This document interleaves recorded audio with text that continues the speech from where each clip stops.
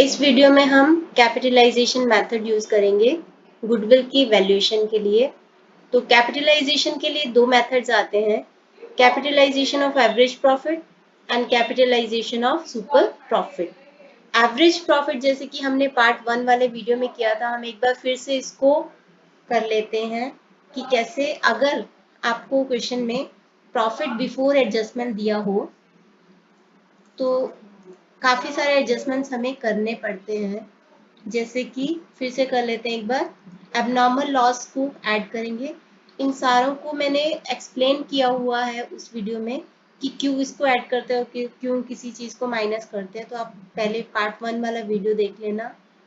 Abnormal loss add loss on sale of fixed asset add over valuation of opening stock या फिर under valuation of closing stock add non recurring expenses add, जो कि हमारे business में हर साल नहीं होते। कैपिटल एक्सपेंडिचर ऐड, माइनस किस किस को करना है, abnormal gain minus gain on sale of fixed asset minus under valuation of opening stock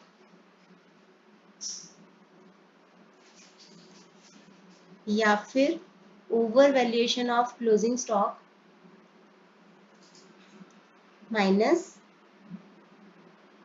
non recurring incomes जैसे कि इनकम ऑन एफडीज या इंटरेस्ट ऑन इन्वेस्टमेंट्स, ये सब माइनस। इसके अलावा अगर कोई रेकरिंग एक्सपेंस है जिसको कि हमने माइनस नहीं किया गलती से, जैसे कि पार्टनर्स रेम्यूनरेशन, इसको हमें प्रॉफिट्स में से माइनस करना होता है। तो अगर गलती से इसको एडजस्ट नहीं किया, माइनस नहीं किया, तो इसको माइनस कर देंगे। तो जो हमारा आएगा वो होगा हमारा नॉर्मल प्रॉफिट्स। तो पार्ट 1 वीडियो में हमने किए थे ये नॉर्मल प्रॉफिट्स कैसे निकालते हैं। अगर इन क्वेश्चंस में आता है तो फिर से ये सारे एडजस्टमेंट्स करने के बाद जो टोटल नॉर्मल प्रॉफिट्स आएगा उसको नंबर ऑफ ईयर्स से डिवाइड करेंगे तो हमारे पास आएंगे एवरेज प्रॉफिट्स। तो पहला जो हमारा मेथड है कैपिटलाइजेशन ऑफ एवरेज प्रॉफिट, उसमें क्या करना है, average profit into 100 upon normal rate of return NRR, जो कि आपको क्वेश्चन में दिया गया होगा। तो उसके बेसिस पे हमारी कैपिटलाइज्ड वैल्यू ऑफ बिजनेस निकलेगी। इसका मतलब ये होता है कि जितने भी हमारे प्रॉफिट्स आए हैं, सपोज हमारे एवरेज नॉर्मल प्रॉफिट्स आए 50,000, तो इन 50,000 के प्रॉफिट्स को अचीव करने के लिए कितनी कैपिटल लगाई हुई होनी चाहिए, वो होगी हमारी कैपिटलाइज्ड वैल्यू ऑफ बिजनेस। तो मान लो कि ये 50,000 है, इंटू 100 अपॉन 10 करके 5 लाख आता है हमारे कैपिटलाइज वैल्यू ऑफ बिजनेस। तो हमारी capitalise value of business 5 lakh ये शो करती है कि इतनी अमाउंट नीडेड है to achieve this much profits. 50,000 के प्रॉफिट्स को अचीव करने के लिए 5 लाख चाहिए। तो ये हमारी कैपिटलाइज वैल्यू ऑफ बिजनेस होगी। इसके बाद हम क्या करेंगे, कैपिटल एम्प्लॉयड एक्चुअल में हमारा जितना है, हमारा जितना कैपिटल एम्प्लॉयड है उसका भी एक बार फॉर्मूला कर लेते हैं। पहले एक बार समझ लो कि कैपिटलाइज वैल्यू में से कैपिटल एम्प्लॉयड को माइनस करेंगे तो जो आएगा हमारा वो होगा हमारी गुडविल। इसका लॉजिक ये है कि मान लो कि हमें 5 लाख चाहिए 50,000 अचीव करने के लिए अंडर नॉर्मल कंडीशंस। सपोज कि हमारी कैपिटल एम्प्लॉयड है 4 लाख, तो हमने 4 लाख में ही वो अचीव कर लिया, 50,000 के प्रॉफिट्स अचीव कर लिए। तो जो भी हमारा एक्स्ट्रा होगा वो हमारी गुडविल की वजह से होगा, यानी कि हमारी गुडविल की वजह से हमने कम कैपिटल एम्प्लॉयड करके भी उतने प्रॉफिट्स अचीव कर लिए हैं। सपोज किसी क्वेश्चन में अगर हमारी कैपिटल एम्प्लॉयड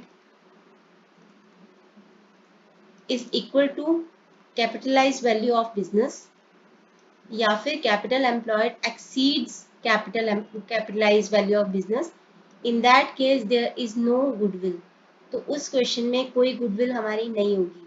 तो कैपिटल एम्प्लॉयड माइनस करने के बाद जो आएगा वो हमारी गुडविल होगी। तो goodwill is equal to capitalise value of business minus net asset, जो कि हमारा कैपिटल एम्प्लॉयड है।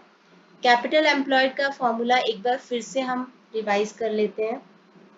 हालांकि यहाँ पे एक ही फॉर्मूला दे रखा है, तो हम दोनों करेंगे, जो कि हमने पार्ट 1 या पार्ट 2 वाले वीडियो में किया था। तो कैपिटल एम्प्लॉयड के फॉर्मूले में हमने किया था, दो तरीके हैं, capital plus Capitals plus reserves minus goodwill minus fictitious asset minus non trade investment. तो ऐसे आ जाती है हमारी कैपिटल एम्प्लॉयड। या फिर दूसरा मेथड है कि ऑल एसेट्स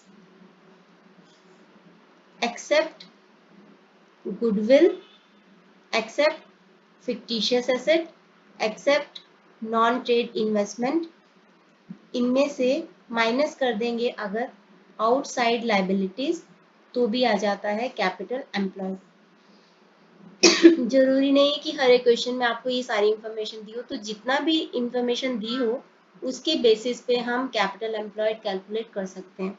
जैसे सपोज किसी क्वेश्चन में खाली कैपिटल और रिजर्व्स दे रखे हैं और कुछ नहीं दे रखा, goodwill fictitious non trade investments, तो हम कैपिटल प्लस रिजर्व्स करके भी अपनी कैपिटल एम्प्लॉयड निकाल सकते हैं।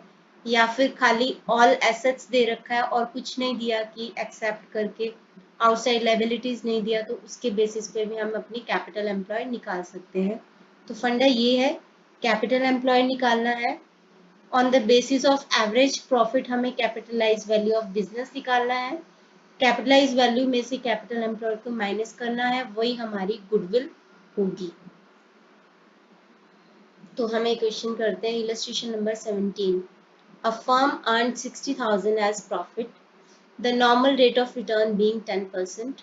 The assets of the firm are 7,20,000 excluding goodwill. अब यहाँ पे खाली गुडविल को छोड़ के बाकी के एसेट्स दे रखे हैं, तो जितनी इंफॉर्मेशन दी है उसके बेसिस पे हम अपनी कैपिटल एम्प्लॉयड निकालेंगे। ऑल एसेट्स एक्सेप्ट गुडविल है 7,20,000, आउटसाइड लाइबिलिटीज है 2,40,000, तो उसके बेसिस पे हम निकालेंगे कैपिटल एम्प्लॉयड। तो हमारी कैपिटल एम्प्लॉयड होगी all assets except goodwill minus outside liabilities, 7,20,000 minus 2,40,000, तो ये होगी हमारी 4,80,000, जितना कि हमने बिजनेस पे एक्चुअली एम्प्लॉय किए हुए हैं। Total capitalise value of firm है, एवरेज प्रॉफिट, अब ये आफ्टर एडजस्टमेंट ही दे रखा है, कोई एडजस्टमेंट नहीं करनी, into 100 upon NRR which is 10%, तो 6 लाख, मतलब हमें 60,000 अर्न करने के लिए 6 लाख लगे हुए होने चाहिए, अमाउंट नीडेड है, बट हमारी एक्चुअल कैपिटल एम्प्लॉयड है 4,80,000, तो बाकी जो भी हमने अर्न किया है that is because of our goodwill, तो गुडविल की वजह से है वो। तो capitalise value of the business minus capital employed,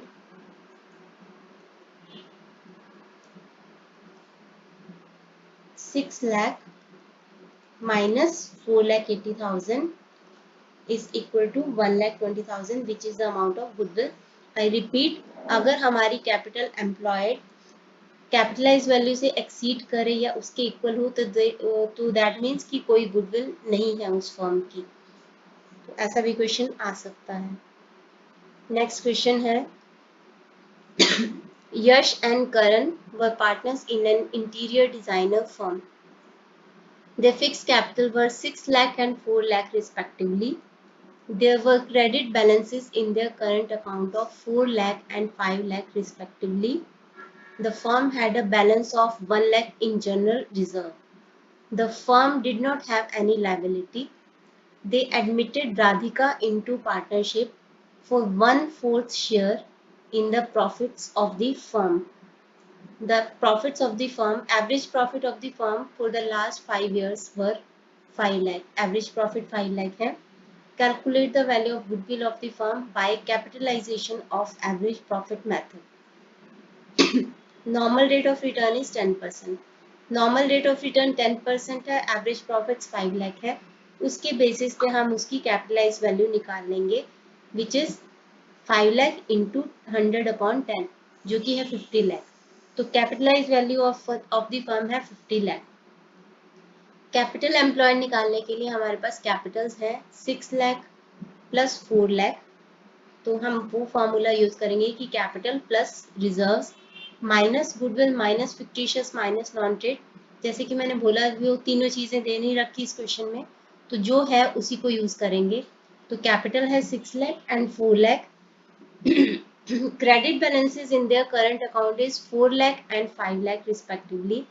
अगर करंट अकाउंट के क्रेडिट बैलेंसेस है तो वो हमारे लिए पॉजिटिव है, मतलब उनका क्रेडिट बैलेंस है। लायबिलिटी इनकम एंड कैपिटल अगर इंक्रीज होते हैं तो उनको क्रेडिट करते हैं, डिक्रीज होते हैं तो डेबिट करते हैं। इनका क्रेडिट बैलेंस आए तो दैट मीन्स वो फर्म के लिए पार्टनर्स का पॉजिटिव बैलेंस है, और अगर करंट अकाउंट का डेबिट बैलेंस आता है तो वो उन पार्टनर्स का नेगेटिव बैलेंस है, मतलब उन पार्टनर्स मतलब वो ऑब्लिगेशन है उनका फर्म की तरफ अगर उनका करंट अकाउंट का डेबिट बैलेंस है तो। अब इस क्वेश्चन में करंट अकाउंट के दोनों के बैलेंसेस यश और करण के हैं 4 लाख एंड 5 लाख जो कि क्रेडिट है मतलब पॉजिटिव में है। अगर ये डेबिट में होते तो इनको माइनस कर देते। तो यश की कैपिटल 6 लाख, करण की कैपिटल 4 लाख। यश का करंट अकाउंट का क्रेडिट बैलेंस है, ऐड करेंगे 4 लाख। करण का करंट अकाउंट का क्रेडिट बैलेंस है, ऐड करेंगे 5 लाख, प्लस रिजर्व्स भी है 1 लाख का, प्लस रिजर्व्स करेंगे। तो इतना ही है, कुछ और नहीं दे रखा, तो इसी की बेसिस पे हमारी कैपिटल एम्प्लॉयड आ जाएगी 20 लाख। तो गुडविल आएगी capitalise value of the business minus capital employed is equal to 30 lakh. तो 30 लाख की हमारी गुडविल होगी। अगले क्वेश्चन में आपका करंट अकाउंट का एक जगह पे डेबिट बैलेंस आया तो इसको माइनस करेंगे। Bharat and Bhushan are partners in a retail business. Balances in their capital account and current account are as follows. ये इनके दे रखे हैं capital and current account balances. The firm earned an average profit of 90,000 if the normal rate of return is 10%, find the value of goodwill। तो average profit है, normal rate of return है, इसके basis पे हम निकाल लेंगे capitalise value of business average profit into 100/10। तो ये आ जाएगा 9 लाख। अब उनकी कैपिटल एम्प्लॉयड निकालने के लिए दोनों की कैपिटल दे रखी है 2 लाख प्लस 2,40,000। भरत का करंट अकाउंट का क्रेडिट बैलेंस है, लेकिन भूषण का करंट अकाउंट का डेबिट बैलेंस है। डेबिट बैलेंस का मतलब है नेगेटिव, कि उसको फर्म की इतने पैसे देने हैं। तो इस 10,000 को हम माइनस करेंगे निकालने के लिए कैपिटल एम्प्लॉयड। तो माइनस 10,000 करके कैपिटल एम्प्लॉयड आ जाएगी 4,80,000। कैपिटलाइज वैल्यू में से कैपिटल एम्प्लॉयड को माइनस करेंगे तो आ जाएगी हमारी गुडविल। तो ये था first method, capitalisation of average profit method. अब हम करते हैं capitalisation of super profit method. Super profit हमने लास्ट क्वेश्चन में निकाले थे। सुपर प्रॉफिट का फॉर्मूला होता है कि एवरेज प्रॉफिट जितने फर्म के हैं माइनस नॉर्मल प्रॉफिट जितने इंडस्ट्री कमा रही है, मतलब सिमिलर काइंड्स ऑफ बिजनेसेस निकाल रहे हैं।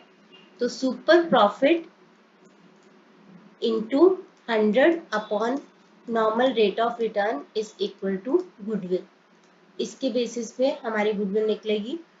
इसका लॉजिक भी यही है कि अगर हम नॉर्मल इंडस्ट्री के बजाय कुछ ज़्यादा प्रॉफिट्स कमा रहे हैं तो दैट मीन्स हम सुपर प्रॉफिट कमा रहे हैं, तो वो है हमारे गुडविल की वजह से।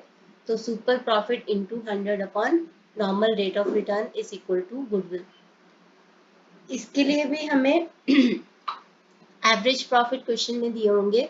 एडजस्टमेंट्स अगर कुछ हैं जो कि मैंने शुरू में ही डिस्कस किया तो उनको ऐड माइनस जो भी करना करेंगे। नॉर्मल प्रॉफिट्स निकालने के लिए कैपिटल नॉर्मल प्रॉफिट्स का फॉर्मूला होता है capital employed into normal rate of return upon 100। ऐसे करके हम नॉर्मल प्रॉफिट्स निकाल लेंगे। इन दोनों के बेसिस पे हम सुपर प्रॉफिट निकालेंगे। तो सुपर प्रॉफिट इंटू 100/NRR निकालेंगे।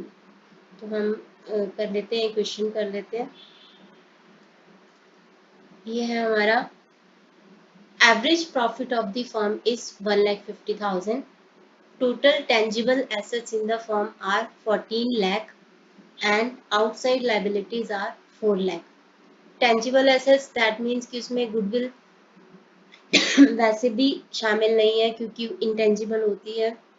सिमिलरली फिक्टिशियस एसेट टेंजिबल नहीं है, उनको भी एक्सक्लूड किया गया है। तो टोटल टेंजिबल एसेट्स 14 लाख में से आउटसाइड लाइबिलिटी को माइनस कर देंगे तो आ जाएगी हमारी capital employed which is 10 lakh। In the same type of business, the normal rate of return is 10% of the capital employed। Normal profits निकालने के लिए सॉरी कैपिटल एम्प्लॉयड इंटू 10/100 करेंगे तो ये आ जाएगा normal profit 1 lakh। Super profit निकालेंगे, formula होता है average profit minus normal profit. हमारी फर्म के एवरेज प्रॉफिट्स हैं 1,50,000। Similar kind of businesses 1 lakh कमा रहे हैं तो हमारे सुपर प्रॉफिट्स हैं 50,000। तो super profit into 100/NRR 50,000 into 100/10 5 lakh इतनी हमारी गुडविल आ जाएगी। नेक्स्ट क्वेश्चन है A firm has earned average profit of 1 lakh during the last few years and normal rate of return in similar business is 10%. Find out the value of goodwill by capitalization of super profit method and super profit method if the goodwill is valued at 3 years purchase of super profit। ये method हमने part 2 वाले video में किया था। Assets of the business were 10 lakh and external liabilities are 1,80,000। इन दोनों के basis पे हम पहले निकाल लेते हैं कैपिटल एम्प्लॉयड। तो all assets minus external liabilities 10 lakh minus 1,80,000 किया जाएगा 8,20,000। नॉर्मल प्रॉफिट्स निकालेंगे,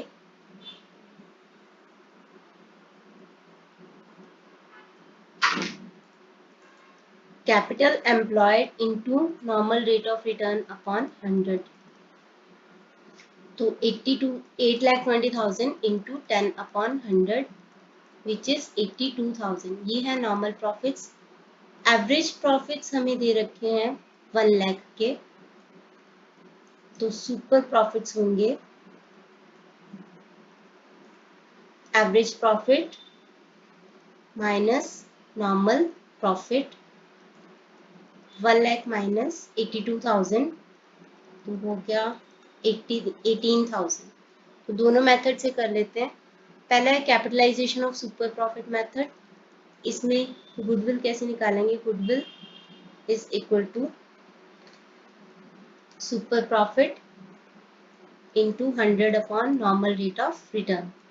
तो आ जाएगा 18,000 इंटू 100/10 तो गुडविल हो जाएगी 1,80,000। नेक्स्ट मेथड में है if goodwill is valued eight 3 years purchase of the super profit. तो इसमें सुपर प्रॉफिट को 3 से मल्टीप्लाई कर देंगे,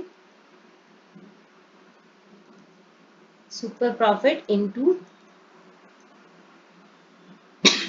3 years परचेज 18,000 इंटू 3 तो 54,000। सेकेंड मेथड के अकॉर्डिंग 54,000 हमारी गुडविल आ जाएगी।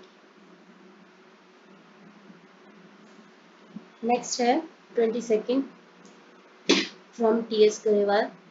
J&K are partners in a firm, their capitals are 3 lakh, J और K की है 2 lakh। During the year ended 31st March 2010, the firm earned a profit of 1,50,000. Assuming that the normal rate of return is 20%, calculate the value of the goodwill of the firm by capitalization method। तो capitalization method मतलब capitalization of average profit method. तो सबसे पहले capitalize value निकालेंगे average profit के basis पे और उसमें से कैपिटल एम्प्लॉयड को माइनस कर देंगे। तो एवरेज प्रॉफिट है 1,50,000 into 100/20, normal rate of return is 20। तो ये आ गई हमारी कैपिटलाइज वैल्यू। कैपिटल एम्प्लॉयड के लिए दो ही चीजें दे रखी हैं, दोनों की कैपिटल्स। तो जितना मैंने बताया था, जितना होता है, जितना क्वेश्चन में दिया होगा वही यूज कर लो। तो 3 लाख प्लस 2 लाख ये हो जाएगा 5 लाख। तो ये है 5 लाख उनकी कैपिटल। तो फर्स्ट मेथड है कैपिटलाइजेशन मेथड। कैपिटलाइजेशन मेथड में कैपिटलाइज वैल्यू में से कैपिटल, अच्छा ये कैपिटल एम्प्लॉयड को माइनस कर लेंगे तो 2,50,000 की हमारी गुडविल आ जाएगी। Capitalize value minus capital employed, तो गुडविल इज 2,50,000। नेक्स्ट है super profit method. If the goodwill is valued at 2 years purchase of super profit. Super profit निकालने के लिए एवरेज प्रॉफिट हमें दे रखा है, नॉर्मल प्रॉफिट निकालेंगे कैपिटल एम्प्लॉयड में से, capital employed into NRR upon 100। Capital employed है 5 लाख इंटू 20/100, तो ये आ जाएगा 1 lakh. Normal profit, average profit है 1,50,000, तो सुपर प्रॉफिट होंगे 50,000 इंटू 2 years परचेज है, तो 2 से मल्टीप्लाई करके हमारी गुडविल आ जाएगी 1 लाख। लास्ट क्वेश्चन करते हैं इस वीडियो का। From the following information calculate value of goodwill of messrs Sharma and Gupta at 3 years purchase of average profit. तो एवरेज प्रॉफिट का 3 से मल्टीप्लाई करना है। फर्स्ट मेथड के लिए हमारे पास इंफॉर्मेशन दे रखी है, average capital employed is 10 lakh. First part में हमने किया था जब हमें ओपनिंग कैपिटल एम्प्लॉयड और क्लोजिंग कैपिटल एम्प्लॉयड दोनों दे रखी हो, मतलब in the beginning of year and at the end of the year, तो हम उसका एवरेज कर लेते हैं। क्योंकि साल के शुरू में जो कैपिटल है, जरूरी नहीं कि साल के एंड में पूरा साल उतनी रहेगी। पूरे साल में हम कितनी कैपिटल यूज करते हैं उसके ऊपर डिपेंड करना चाहिए कि हमारे प्रॉफिट्स कितने हैं। तो इसीलिए एवरेज कैपिटल एम्प्लॉयड को लिया जाता है। नेट प्रॉफिट या losses of the firm for the past years दे रखे हैं आपको। Normal rate of return is 11%। Remuneration to each partner for his service to be treated as a charge on profit. अगर ये चीज नहीं भी दी होगी ना कि चार्ज ऑन प्रॉफिट है, तो भी रेम्यूनरेशन जो पार्टनर है उसको, रेम्यूनरेशन एक रेकरिंग एक्सपेंस है, तो जो भी प्रॉफिट्स होंगे उसमें से उसको माइनस किया जाना चाहिए। तो 2,500 पर मंथ। पार्टनर्स हैं कितने, 2 पार्टनर्स हैं शर्मा एंड गुप्ता, तो 2,500 ईच पार्टनर, मतलब 2 पार्टनर्स के हो जाएंगे 5,000। और पर मंथ है तो 12 से इसको मल्टीप्लाई करेंगे तो ये हमारा हो जाएगा 5,000 इंटू 12, ये हो जाएगा 60,000, जिसको कि हमें हर साल के प्रॉफिट में से माइनस करना है। 2 तरीके हैं, या तो हर साल के प्रॉफिट में से इसको माइनस कर दो, या फिर इन तीनों सालों के प्रॉफिट्स का एवरेज निकाल के एक ही बार 60,000 को माइनस कर दो। दोनों मेथड से सेम आंसर आएगा। तो हम इजी वाला मेथड करते हैं कि हम एवरेज पहले नॉर्मल प्रॉफिट्स निकालते हैं, एवरेज प्रॉफिट्स निकालते हैं पहले। फर्स्ट ईयर में है 1,60,000 का प्रॉफिट, सेकेंड ईयर में 1,40,000 और थर्ड ईयर में है 2,70,000। इनको डिवाइड करेंगे 3 से, तो हमारे पास आ जाएगा 1,90,000। एक ही बारी में हम 60,000 को माइनस कर सकते हैं, या हर साल 60,000 हर साल में से माइनस कर सकते हैं। तो पार्टनर्स रेम्यूनरेशन को माइनस कर दो, विच इज 60,000, तो हमारे 1,30,000 के आ जाएंगे average normal profits. Average normal profits 1,30,000 के। पहला मेथड है at 3 years purchase of average profits, तो हम इसको 3 से मल्टीप्लाई कर देंगे तो हमारी गुडविल आ जाएगी। तो केस 1 में गुडविल निकालने के लिए average normal profits into number of years purchase 1,30,000 into 3, तो ये हो जाएगा 3,90,000। फर्स्ट मेथड की गुडविल आ गई है।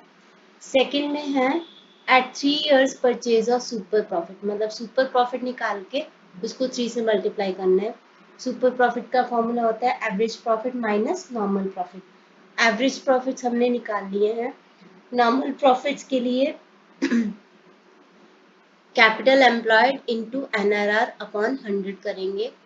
कैपिटल एम्प्लॉयड हमें इस क्वेश्चन में दे रखी है 10 लाख की, तो नॉर्मल प्रॉफिट्स निकाल लेते हैं। Normal profits is equal to average capital employed into NRR upon 100। तो एवरेज कैपिटल एम्प्लॉयड हमें दे रखी है 10 lakh. Normal rate of return है 11 अपॉन 100 करके ये आ जाएगा हमारा 1,10,000। ये है नॉर्मल प्रॉफिट्स। और एवरेज प्रॉफिट्स थे, एवरेज नॉर्मल प्रॉफिट्स थे 1,30,000। तो सुपर प्रॉफिट्स हो जाएंगे average normal profits minus normal profit.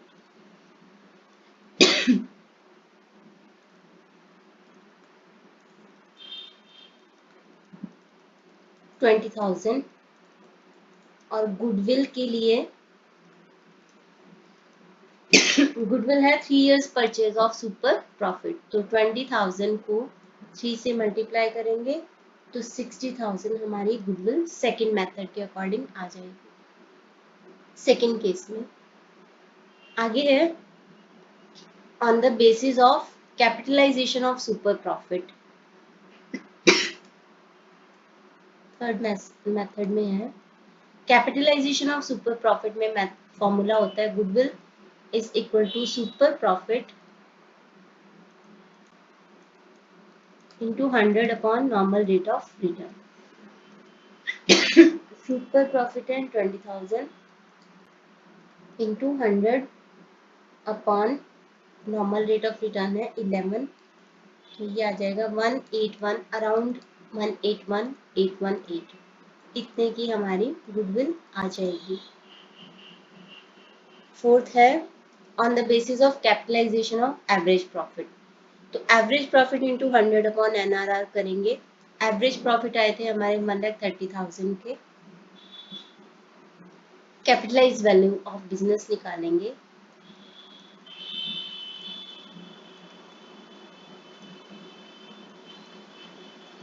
Business is equal to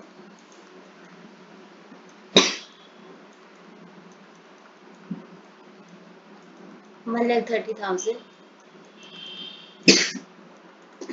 100 upon NRR यानी कि 11,81,818। इतने इन्वेस्टेड होने चाहिए to earn this much of profits. 1,30,000 के प्रॉफिट कमाने के लिए इतनी कैपिटल लगी हुई होनी चाहिए, लेकिन एक्चुअल में हमारी कैपिटल एम्प्लॉयड है कितनी, वो हमें क्वेश्चन में दे रखा था 10 लाख, जो कि कम है जितनी रिक्वायर्ड होनी चाहिए उससे। तो जो भी हुआ होगा वो हमारी गुडविल की वजह से हमारे प्रॉफिट्स बढ़ के आए होंगे। तो कैपिटलाइज वैल्यू ऑफ बिजनेस में से एवरेज कैपिटल एम्प्लॉयड को माइनस कर देंगे तो हमारी गुडविल आ जाएगी 1,81,880। इसके साथ ही ये वीडियो खत्म करते हैं। नेक्स्ट वीडियो में नेक्स्ट चैप्टर शुरू करेंगे, change in profit sharing ratio. तो इसके लिए इतना ही। Thanks for watching.